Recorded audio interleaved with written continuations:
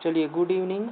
आज का ये हमारा क्लास नंबर 28 है, जिसमें हम पढ़ने वाले हैं एरिक एरिक्सन के मनोसामाजिक सिद्धांत के बारे में। ठीक है, जिसे हम साइकोसोशियल थ्योरी के नाम से भी जानते हैं। तो सबसे पहले हम देखते हैं जो हमारे एरिक एरिक्सन हैं वो कहाँ के रहने वाले हैं। तो निवासी हैं ये जर्मनी के। ठीक है, कहाँ के रहने वाले हैं? जर्मनी के रहने वाले हैं। ठीक है, यानी कि इनका जन्म कहाँ हुआ है? जर्मनी में हुआ है। ठीक है, लेकिन ये जो है वह अपने सिद्धांत को देने के लिए कहाँ निवास करते थे? तो अमेरिका में। यानी कि इन्होंने जो सिद्धांत प्रतिपादित किया है वो कहाँ जा कर के किया हुआ है? अमेरिका में। ठीक है, तो इसलिए इसका निवास स्थल क्या हो गया?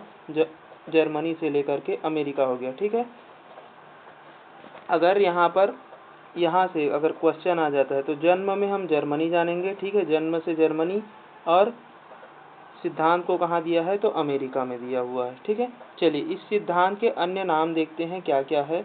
तो सबसे पहले तो इसे हम जानते हैं मनोसामाजिक सिद्धांत, जिसे हम साइकोसोशल थ्योरी के नाम से भी जानते हैं। ठीक है, चलिए दूसरा क्या है? इसी हम अनन्या की खोज का सिद्धांत भी कहते हैं। ठीक है, अनन्या की खोज कहने का अर्थ है कि जीवन से लेकर के मृत्यु पर्यंत तक के, है ना, जितने भी हमारे क्या होंगे विकास से पक्ष जुड़े रहते हैं उन सभी के बारे में बताना, है ना। तो अनन्या की खोज कहा गया है इसी को। ठीक है, यानी कि इसी को और क्या कहा जाता है? तो जीवन अवधि विकास का सिद्धांत भी कहा जाता है। क्यों कहा जाता है? क्योंकि यहाँ पर पूरे जीवन काल को, यानी कि बच्चा जब से जन्म लेता है तब से लेकर के मृत्यु तक के अवधि को यहाँ पर क्या किया गया है? विस्तार से बताया गया है। ठीक है, इसलिए इसे क्या कहा गया है? जीवन अवधि विकास का सिद्धांत भी कहा जाता है। ठीक है, इसे और क्या कहा जाता है? पहचान के संकट का सिद्धांत, यानी कि अलग अलग अवस्था में अलग अलग प्रकार से क्या होता है? पहचान होता है, इसीलिए इसे क्या कहते हैं? पहचान के संकट का सिद्धांत भी कहते हैं। ठीक है, चलिए आगे देखते हैं हम लोग। देखिए अगला है हमारा बुक। तो देखिए एरिक एरिक्सन ने एक बुक लिखा है जिसे हम चाइल्डहुड एंड सोसाइटी के नाम से जानते हैं। ठीक है, इसे इन्होंने 1963 में लिखा हुआ है। चलिए अब हम जानते हैं एरिक एरिक्सन के बारे में कुछ महत्वपूर्ण पॉइंट्स के बारे में। ठीक है, क्या क्या है? देखिए एरिक एरिक्सन ने मनोसामाजिक सिद्धांत को 8 अवस्थाओं में बांटा, यानी कि इन्होंने जो सिद्धांत दिया है उसको कितनी अवस्था में बांटा है? तो 8 अवस्था में बांटा है। अर्थात व्यक्ति के विकास की जो जीवन अवधि है ना, उसको 8 अवस्थाओं में इन्होंने क्या किया है? विभाजित किया हुआ है। दूसरा पॉइंट है प्रत्येक अवस्था की एक मनोसामाजिक चुनौती, यानी जिसे हम संकट कह रहे हैं, है ना। तो सभी अवस्था, यानी कि 8 अवस्था बताई है, तो सभी अवस्थाओं में जी 8 अवस्थाओं में क्या होगी? एक संकट यानी कि क्राइसिस के बारे में भी बताया हुआ है कि किस अवस्था में हमें किस प्रकार के संकट देखने को मिलते हैं। ठीक है, चलिए तीसरा पॉइंट है इनका मुख्य उद्देश्य व्यक्ति की व्यक्तिगत, यानी कि जो व्यक्ति है उसके व्यक्तिगत पहचान, यानी कि सभी के अलग अलग इंडिविजुअल पहचान के बारे में बताया हुआ है। ठीक है, चलिए आगे देखते हैं। चौथा पॉइंट देखिए, तो चौथा पॉइंट है प्रत्येक अवस्था के सकारात्मक और नकारात्मक पक्ष भी बताएं, यानी कि जितने भी अवस्थाएं बताए हैं हमारे एरिक एरिक्सन ने, तो प्रत्येक जो अवस्थाएं बताए हैं उसके बारे में उन्होंने सकारात्मक पक्ष के बारे में भी बताया है और नकारात्मक पक्ष के बारे में भी बताया हुआ है। ठीक है, चलिए अब देखते हैं हम मनोसामाजिक सिद्धांत के जो 8 अवस्थाएं हैं उसको हम किस किस नाम से जानते हैं। ठीक है, तो मनोसामाजिक सिद्धांत की 8 अवस्थाएं क्या क्या है? तो देखिए सबसे पहली अवस्था जिसे हम निचले क्रम की अवस्था कहते हैं उसे हम कहते हैं विश्वास बनाम अविश्वास।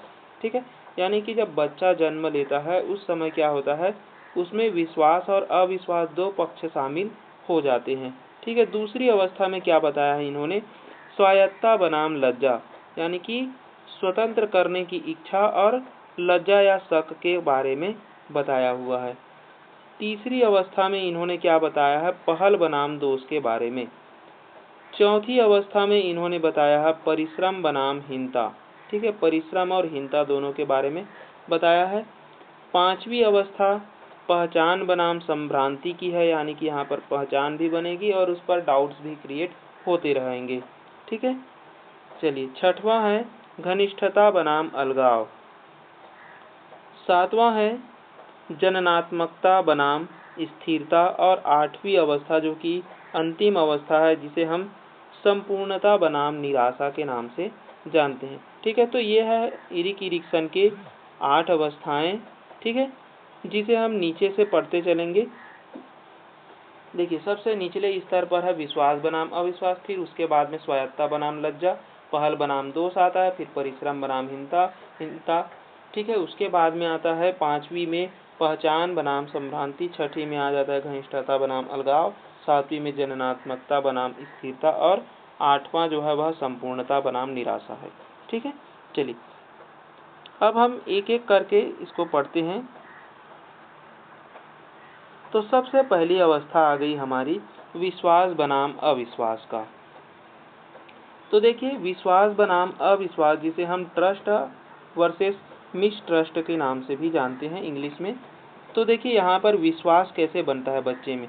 जब बच्चों को माता पिता से प्रेम मिलता है तो उनमें क्या हो जाता है, विश्वास पैदा होने लगता है। यानी कि बच्चे को माता पिता से, यानी कि माता पिता क्या होने चाहिए, बच्चे से प्रेम करने चाहिए, तभी बच्चा क्या करेगा, माता पिता पर क्या करने लग जाता है, विश्वास करने लग जाता है। यदि माता पिता जो है वह बच्चे को छोड़ देंगे और बच्चा वहाँ पे रो रहा है, या फिर आप बच्चे पर ध्यान नहीं दे रहे हैं, तो इस स्थिति में बच्चे में क्या आ जाएगी, अविश्वास भाव जो है वह विकसित हो जाते हैं।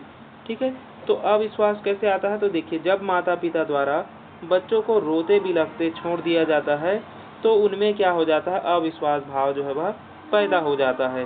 ठीक है, यहाँ पर जो मनोसामाजिक शक्ति है वो होती है आशा, जिसे हम होप कहते हैं। यहाँ पर बच्चे में कैसी होती है, होप होती है कि मुझे मम्मी पापा से क्या मिलेगा, प्रेम मिलने वाला है। ठीक है, यह जो समय है वो कितने से कितने समय तक चलता है, तो जन्म से लेकर के 1 वर्ष का बच्चा जो है वह रहता है। ठीक है, इसे हम शैशवावस्था भी कहते हैं। ठीक है, क्योंकि शैशवावस्था का क्या काल कितना होता है, 0 से लेकर के 2 जीन प्याजे के अनुसार, लेकिन शैशवावस्था को 0 से लेकर के 6 तक भी हम देखते हैं। ठीक है, चलिए अब देखते हैं हम लोग दूसरी अवस्था के बारे में।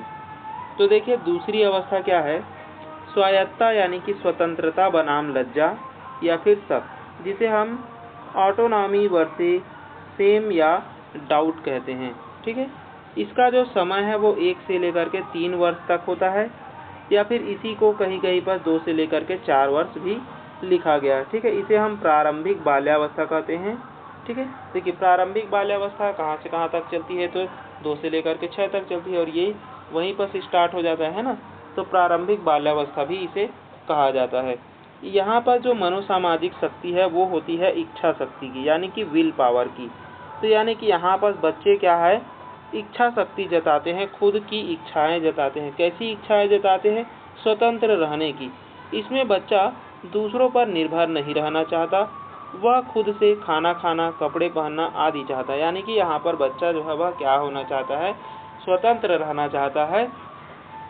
ठीक है, वहाँ अपनी इच्छा शक्ति बता रहा है कि मैं स्वतंत्र रहना चाहता हूँ, मैं खुद से कपड़े पहनना चाहता हूँ, और ऐसा वह नहीं कर पाता है तो क्या हो जाती है, उसमें शक या लज्जा आने लग जाती है। देखिए, जैसे कि सख्त माता पिता बच्चों को स्वयं कार्य करने से रोकते हैं, जिससे बच्चे में शक और लज्जा भाव पैदा हो जाते हैं। यानी कि इस प्रकार के कार्य को, यानी कि जो स्वयं करना चाहता है उस कार्य को यदि हम रोकेंगे तो बच्चे में क्या आ जाएगी, खुद के प्रति सेमलेस पैदा हो जाएगी, लज्जा पैदा हो जाएगी, शक करने लगेगा कि मैं ये कार्य नहीं कर पा रहा हूँ, है ना।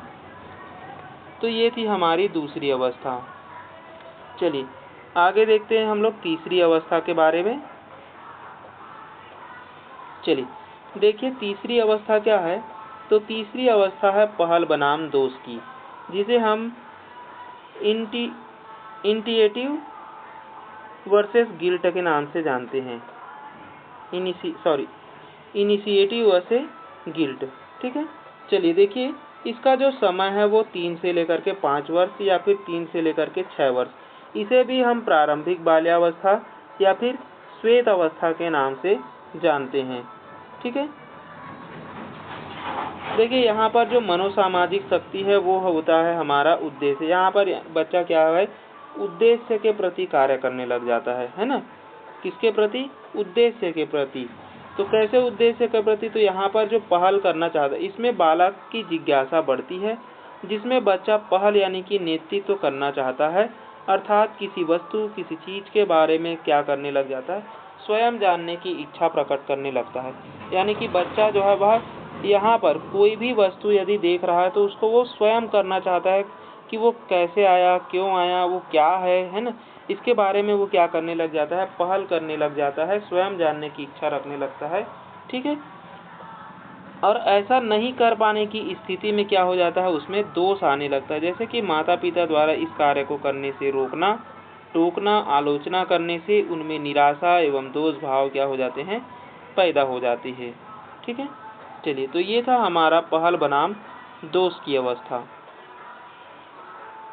चौथी अवस्था परिश्रम बनाम हीनता की।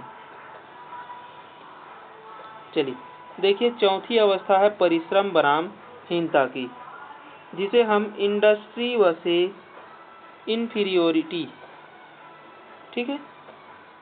यहाँ पर जो समय है वो कितने से कितने वर्ष के बालक आते हैं, तो यहाँ पर 6 वर्ष से लेकर के 12 वर्ष तक के बालक आते हैं। यानी कि इसी को हम मध्य अवस्था या मध्य बाल्यावस्था या फिर इसी को हम उत्तर बाल्यावस्था के नाम से भी जानते हैं। ठीक है। तो इसे हम मध्य बाल्यावस्था या फिर उत्तर बाल्यावस्था कहते हैं। ठीक है। परिश्रम बनाम हीनता को। यहाँ पर जो मनोसामाजिक शक्ति है वो होती है सामर्थ्यता की, यानी कि कॉम्पिटेंसी की। ठीक है। देखिए यहाँ पर जो बच्चा है वो परिश्रम करना चाहता है ना। इसमें बालक द्वारा माता पिता के द्वारा दिए गए कार्य को करने का प्रयास करता है। यानी कि माता पिता यदि कोई कार्य दे रहे हैं तो बच्चा यहाँ पर क्या करने लग जाता है, उस पर कार्य करने लग जाता है।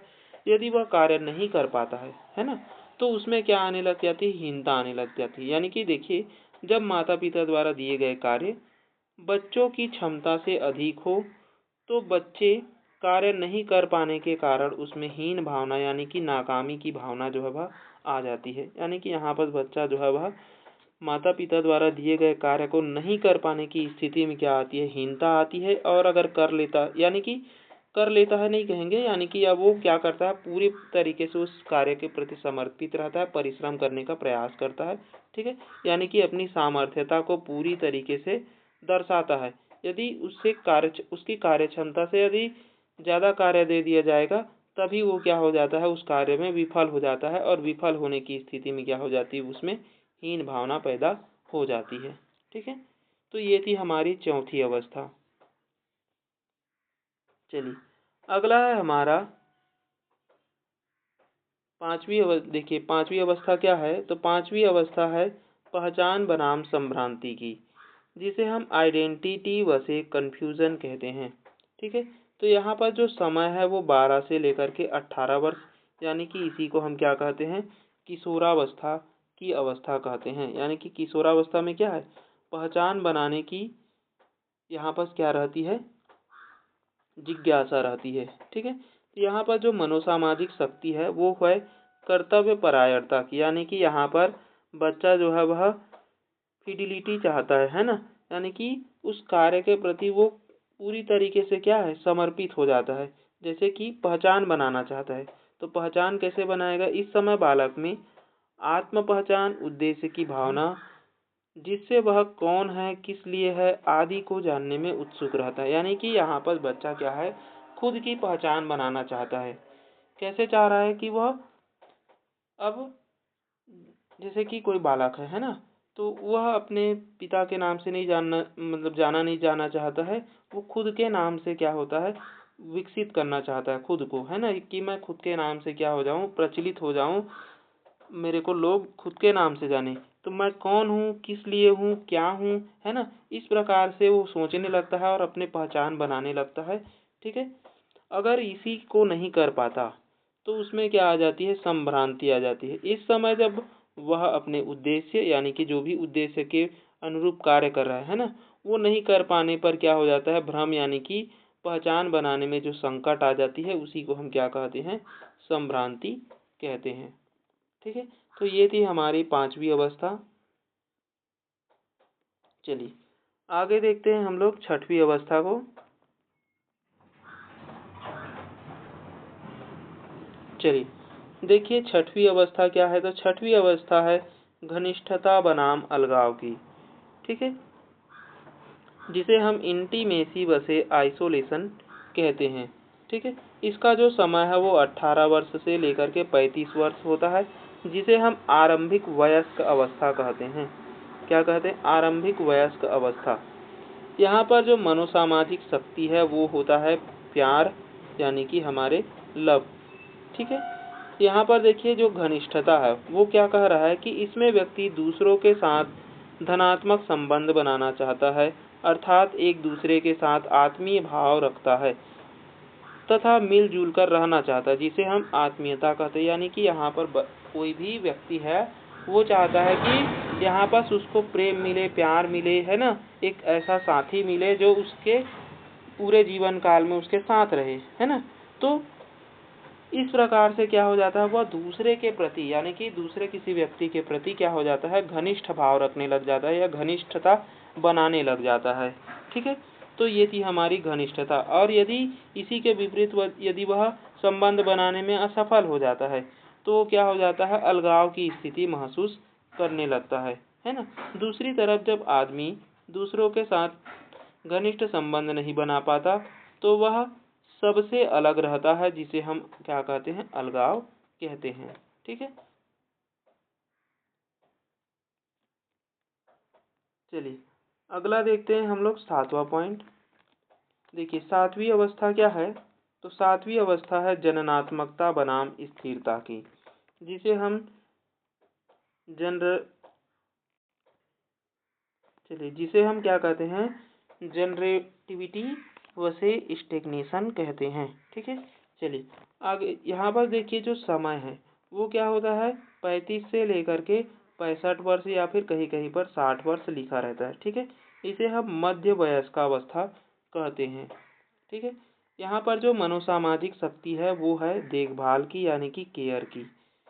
देखिए तो यहाँ पर क्या है, जननात्मकता कहने का मतलब है इसमें व्यक्ति अगली पीढ़ी के कल्याण के लिए क्या करता है, सोचने लग जाता है।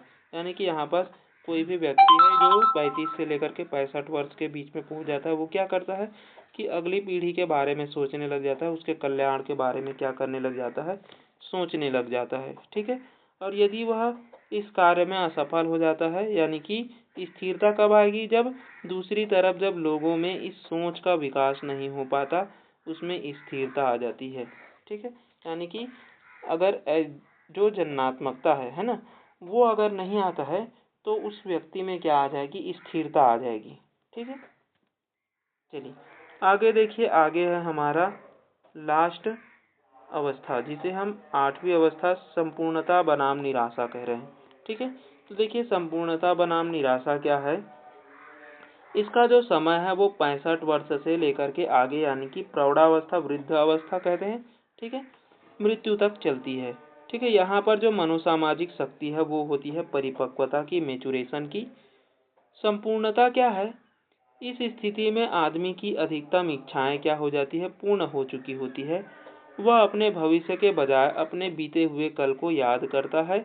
यदि बीते हुए कल में सफलताएं ज़्यादा होती है तो उसमें संपूर्णता आ जाती है। यानी कि यहाँ पर कह रहा है कि यहाँ पर जो व्यक्ति है ना, जो 65 वर्ष से ऊपर की है या 65 वर्ष का है, वो उसमें क्या हो जाते हैं, अब जो व्यक्ति है उसके जो इच्छाएं थी, है ना, जीवन काल में जितनी भी इच्छाएं थी वो क्या हो गई है, पूर्ण हो चुकी है, या फिर अधिकतर इच्छाएं क्या हो चुकी है, पूर्ण हो चुकी है। तो अगर वो सोचने लग जाता है मतलब कि पिछले अनुभव के बारे में, यानी कि पिछले जो बीते हुए कल है उसके बारे में वो सोचता है और पाता है कि अगर उसके जो भी इच्छाएं थी, है ना, वो अगर ज़्यादातर पूर्ण हो चुका है तो उसमें क्या आ जाएगी, संपूर्णता आ जाएगी। यदि ज़्यादातर पूर्ण नहीं हुआ है, यानी कि अभी भी इच्छाएं जो है वह आधे से ज़्यादा बची हुई है, तो उसमें क्या आ जाती है, निराशा आ जाती है कि मैंने इस काम को नहीं किया, अब मेरा उम्र भी चला गया है ना, अब मैं उस काम को कभी कर भी नहीं पाऊंगा करके। तो इस प्रकार से उसमें क्या आ जाती है, निराशा आ जाती है। तो देखिए निराशा क्या कह रहा है, निराशा दूसरी ओर सफलताएं हासिल नहीं होने की स्थिति में क्या आ जाती है, निराशा आ जाती है। ठीक है, अब देखिए यहाँ पर एक इम्पॉर्टेंट पॉइंट है, संवेगात्मक विकास पर यहाँ पर क्या दिया गया है, जोर दिया गया है। ठीक है, यानी कि यहाँ पर संवेगात्मक जो विकास है उस पर ज़्यादातर जोर दिया गया है इरिक इरिक्सन के मनोसामाजिक सिद्धांत में। अब देखिए यहाँ पर जो सबसे महत्वपूर्ण बिंदु है यानी कि याद रखने लायक, तो वो है आपको अवस्थाओं के नाम। ठीक है, किस अवस्था को और किस नाम से जाना जाता है, जैसे कि हमने पहली अवस्था को देखा है ना, किस में देखा है हमने, शैशवावस्था में। दूसरी अवस्था को पूर्व बाल्यावस्था, है ना, यानी कि प्रारंभिक बाल्यावस्था। तीसरी अवस्था को क्या देखा, प्रारंभिक बाल्यावस्था। चौथी अवस्था को क्या देखा, तो हमने मध्य अवस्था यानी कि उत्तर बाल्यावस्था। फिर पांचवी में हमने क्या देखा, जो इसमें पहचान बनाम है ना संभ्रांति आता, तो उसमें क्या हो गया, तो उसमें आ गया हमारे किशोरावस्था, है ना। तो इस प्रकार के हम उसके अवस्था और अवस्था के जो उपनाम है ना, यानी कि कौन सी अवस्था में क्या क्या नाम आते हैं उसको जानना है, और जो मनोसामाजिक शक्ति है उसके बारे में हमें जानना है। ठीक है, तो यहाँ पर ये चीज़ आप लोग को याद करना पड़ेगा। सबसे पहले तो 8 नाम याद करना पड़ेगा, तो कि 8 जो नाम है ना, वो क्या क्या है। तो सबसे पहले हमने क्या पढ़ा था, देखो एक बार याद करके देखते हैं हुआ है या नहीं। तो देखिए सबसे पहले क्या था, तो सबसे पहले था हमारा ट्रस्ट वर्सेस मिसट्रस्ट, है ना, जिसे हम विश्वास बनाम क्या कहते हैं, अविश्वास कहते हैं। ठीक है, यहाँ पर जो बच्चा रहता है वो 1 वर्ष का रहता है। ठीक है, इसी को हम क्या कह रहे थे, शैशवावस्था, है ना। फिर दूसरी आ जाती है स्वायत्ता बनाम लज्जा की, है ना, जिसे हम प्रारंभिक बाल्यावस्था कह रहे हैं। तीसरी आ जाती है पहल बनाम दोष की। ठीक है, या इसको हमने प्रारंभिक बाल्यावस्था इसे भी कहा है ना। और चौथी आ जाती है परिश्रम बनाम हीनता की। फिर पांचवी आती है पहचान बनाम संभ्रांति की। फिर पहचान बनने के बाद में क्या हो जाता है, पहचान हो जाता है, फिर किसी से घनिष्ठ संबंध बनाने लग जाता है ना, तो घनिष्ठता बनाम क्या हो गया, अलगाव हो जाता है। फिर घनिष्ठ संबंध बन जाने के बाद में क्या हो जाता है, जननात्मकता आ जाती है ना, दूसरी पीढ़ी के बारे में सोचने लग जाता है, तो जननात्मकता बनाम क्या हो जाएगी, हमारी स्थिरता हो जाएगी। फिर जननात्मकता हो गया तो अब क्या हो जाएगा उसमें, अब है ना, अब कुछ चीज़ बचा ही नहीं है ना, तो अब कुछ चीज़ बचा ही नहीं है तो आ जाएगा उसमें संपूर्णता बनाम निराशा, है ना। अब वो अपने अतीत के बारे में सोचने लगेगा कि मुझ में संपूर्णता है या फिर निराशा है। तो ये था हमारा क्या, इरिक इरिक्सन का मनोसामाजिक सिद्धांत। यहाँ से प्रश्न जरूर देखने को मिलता है। चलिए।